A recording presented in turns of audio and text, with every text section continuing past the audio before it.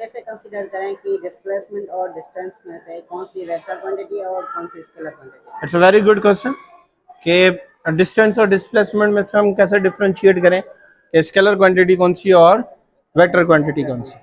अब सबसे पहले हम डिस्टेंस को देखते हैं। डिस्टेंस इज व्हाट कि हमने कितनी लेंथ को कवर किया। क्लियर?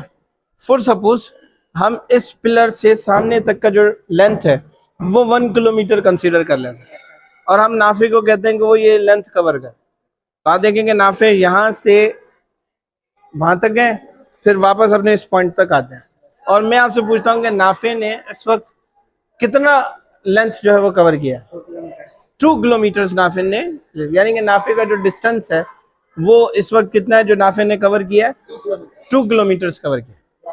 तो ऐसी क्वांटिटीज जिनको एक्सप्रेस करने के लिए हमें मैग्नीट्यूड और सूटेबल यूनिट चाहिए हो, ऐसी क्वांटिटीज को हम स्केलर क्वांटिटी कहते हैं। तो यहाँ पर आप देखेंगे डिस्टेंस हमारे पास क्या हुआ?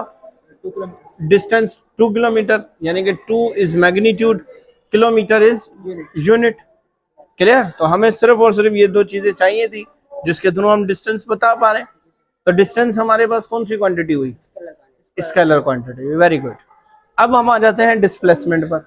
डिस्प्लेसमेंट हमारे पास है कि हम अपनी स्टार्टिंग पॉइंट से कितना दूर हैं।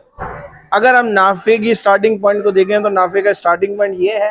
अब नाफे अपनी स्टार्टिंग पॉइंट से जितना दूर जाएंगे इट मीन्स के वो उसका डिस्प्लेसमेंट कहलाया जाए।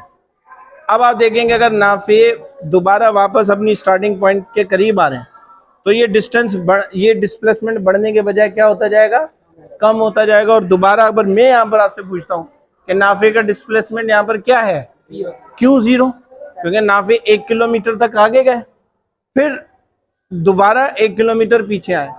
तो डिस्प्लेसमेंट के लिए आप देखें कि हमें सिर्फ और सिर्फ मैग्नीट्यूड, यूनिट ये नहीं चाहिए, एक और टर्म भी यहाँ पर आई जो कि है डायरेक्शन। तो ऐसी क्वांटिटीज जिनको एक्सप्लेन करने के लिए मैग्नीट्यूड, यूनिट और डायरेक्शन चाहिए हो, ऐसी क्वांटिटीज को हम क्या कहते हैं? वेक्टर क्वांटिटीज कहते हैं। तो डिस्प्लेसमेंट हमारे पास क्या हुआ? वेक्टर क्वांटिटी हुई। क्लियर? तो डिस्टेंस हमारे पास स्केलर और डिस्प्लेसमेंट हमारे पास वेक्टर क्वांटिटी।